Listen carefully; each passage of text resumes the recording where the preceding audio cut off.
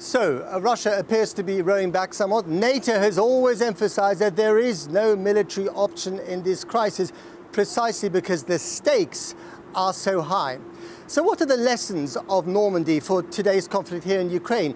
What is the power of memory and history to heal the wounds of today and, of course, the wounds of yesterday?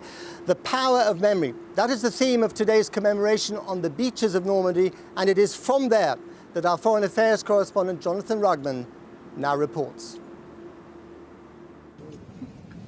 Just after sunrise here 70 years ago, and the men of the US 29th Infantry were falling where today they stood silent, back on Omaha Beach, known as Hell's Beach to those who were there then.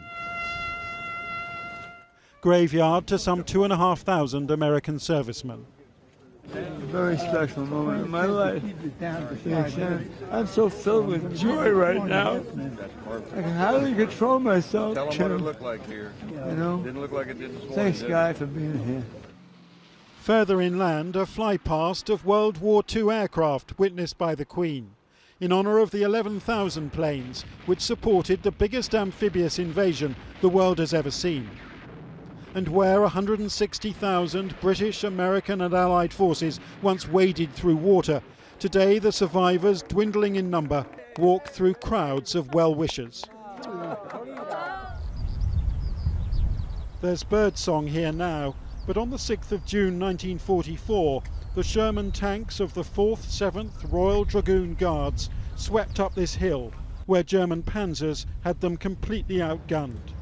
Their target, the medieval hilltop town of Creuilly, and today the town welcomed them back. By the left! Quick, march!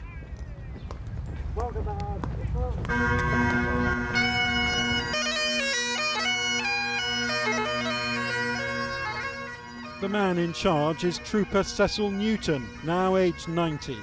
Of the 600 men who landed with him on D-Day, almost a third did not survive. A decade ago, 40 returned to Creuilly. Today, just 4 managed it. They shall grow not old, as we that are left grow old. Age shall not weary them, nor the years condemn.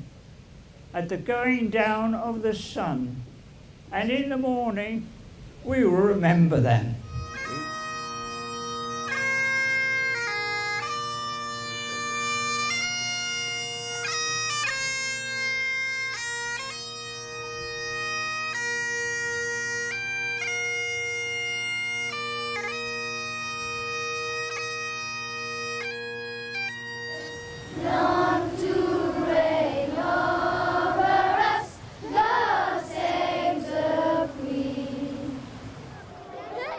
The French schoolchildren's God Save the Queen was a little shaky, but the mayor here swears that this annual service will carry on long after the last of the Royal Dragoon Guards have died. And on Gold Beach, where their ordeal began, there was no talk of this being the last visit. 90-year-old Trooper Newton somehow rejuvenated by the memory of that single day when perhaps he felt at his most alive. I think about it, and it's just the same as I've always felt about it. It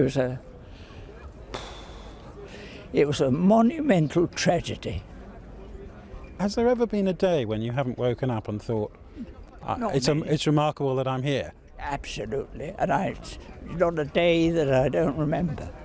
So when you say, does this mean anything special today, this particular day, it's an anniversary, and it's lovely to see it supported, but there's an anniversary every day of the year, practically. And it's a sad anniversary for you. Very sad, remembering, because they were delightful young people. President Obama visited an American cemetery, final resting place of over 9,000 of his countrymen, describing the shores of Normandy as democracy's beachhead. Our claim to equality, our claim to freedom and to the inherent dignity of every human being. That claim is written in the blood on these beaches, and it will endure for eternity. But 70 years on, Europe is beset by conflict again. The best dividend of this D-Day, a possible breakthrough on Ukraine. Russia's shared sacrifice of many millions in World War II, now the backdrop for potential dialogue, even if François Hollande's greeting for Vladimir Putin looked both grim and wordless.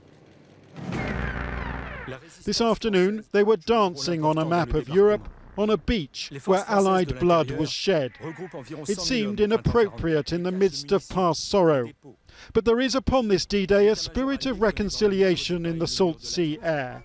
An act of remembrance, yes, but with East and West back at loggerheads, a renewed call to something better. Jonathan Rugman, Channel 4 News, Normandy.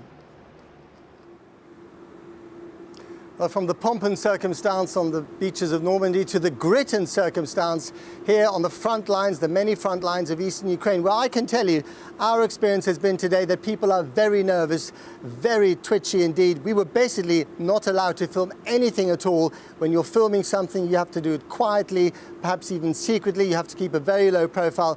Western journalists are not very popular here at all. I'm sure that is not the case where Jonathan Rugman is in Normandy. But Jonathan, let me ask you, you're a skeptical sort of fellow, just how much genuine optimism was there invested in this moment of diplomacy between the Ukrainian president, who's not even recognized by Vladimir Putin, and of course the Russian president? Well, Matt, the sun has been shining very brightly on this side of the channel, but one day of commemoration like D-Day does not necessarily a diplomatic summer make. I think the hope is that the shared grief, the losses of the Russians in their millions, many more than anyone else from the Second World War, the Ukrainians, of course, the Germans, the Allied forces, at least providing a backdrop. But whether the talks between Putin and Poroshenko lead to something is anyone's guess. The big questions, as you know, are whether Russia stops the propaganda war, the accusation that the authorities in Kiev are in effect neo-Nazis, and indeed whether irregular forces in eastern Ukraine withdraw or not. That will be the proof of the pudding in the eating, as it were. Indeed. And tell me, there's one rather curious incident I need to ask you about, and that is that there was apparently an unexpected guest, a British veteran at the ceremony, who stole the headline somewhat. Tell me about that. Yes, it's like the script of a very touching old-style Ealing comedy, Matt. Last night, an old people's home in Hove reported that one of its pensioners had gone missing. His name is Bernard Jordan. He's 89 years old, and he disappeared from the old people's home called The Pines, wearing little more than a raincoat and his medals from the Second World War. And of course, the old people's home was worried about where on earth he'd gone, and they told the police.